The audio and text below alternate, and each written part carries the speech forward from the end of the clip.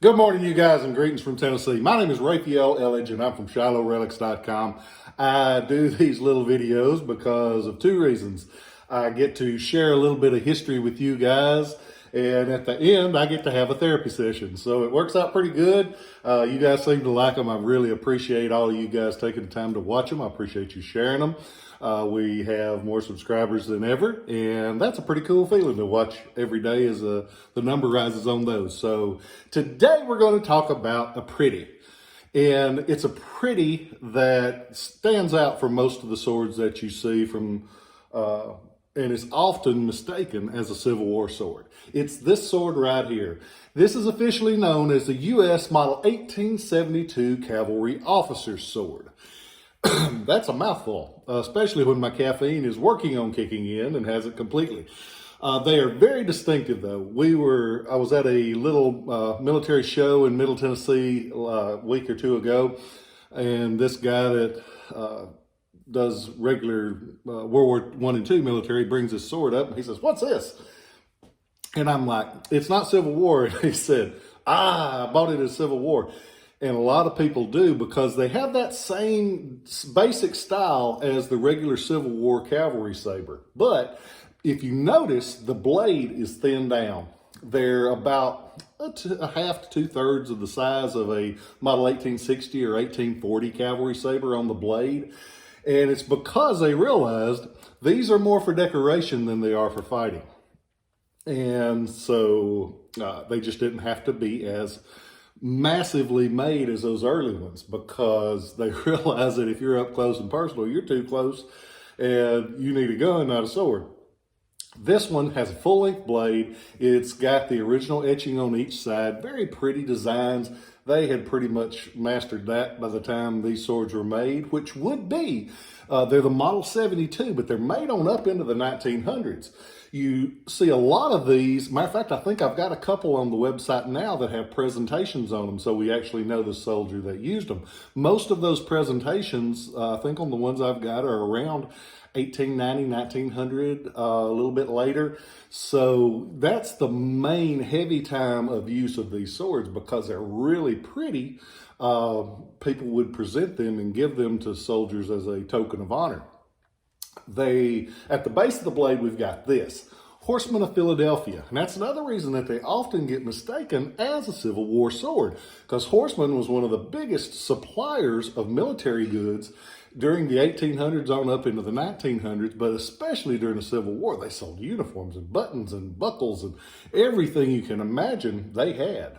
And they were located in Philadelphia, and it has the Horstmann Philadelphia mark. But again, this one's made after, which is why it's beautiful, but it doesn't bring what a Civil War officer's sword would bring in the same condition. Civil War version of this pretty, with all the fancy pretty, several thousand. These you can usually find 1,000 or under. Even with a presentation, they don't bring a lot more than that, just because there are more of them out there and they're not as early as Civil War. As for the guard has a standard 3 branches like this, which is for the cavalry most of the time, but it's got the 3 branches. What really, really makes it pretty, though, is when you look on this side of the guard, it has this big Union Eagle. I mean, a big Union Eagle, and it looks beautiful. Oh, look at that. Ain't that pretty? It has the ornate pommel cap, and remember, the pommel cap is the piece on the end that joins the blade with the guard and the grip and brings everything together. As for the grip on this one, check this out. Shark skin or race skin, you'll often hear it referred to by those that hold their pinky up when they drink as a shagreen grip, but it's just shark or ray skin, shark skin or ray. It has the original wire over the top of it to finish it out. Scabbards with this one, the scabbard has the plating on it. That's one thing that you look for on later swords. Most all of the later swords of this style will have a plated scabbard. You see some plating during the Civil War, but not much. You can go on to ShilohRelics.com. You can see this sword from every angle. I hope you buy it and 17 more, because I have spent too much money lately and I bought a lot of stuff. So I could use the money. I hope you guys are doing well. I have heard, I listen to the news when I ride to town or when I do this or do that, and I have heard some of the stupidest things that I have ever heard in my life, and it's coming from people that are appointed in our government. There's no way to dance around it. I heard several times about the DA, which should stand for District Attorney, but as for this cat, I think it's a completely different one that starts with dumb. He is refusing to prosecute criminals. And even the criminals that he is prosecuting, he is refusing to follow the law and assert extra charges when extra charges are due. I can't imagine this, that someone appoints a person that refuses to enforce the laws. If you do not like the laws, have the laws changed. I'm all for that because that is a democracy. When you have some moron, and I do not know this man personally, I'm only judging his actions. And his actions are moronic.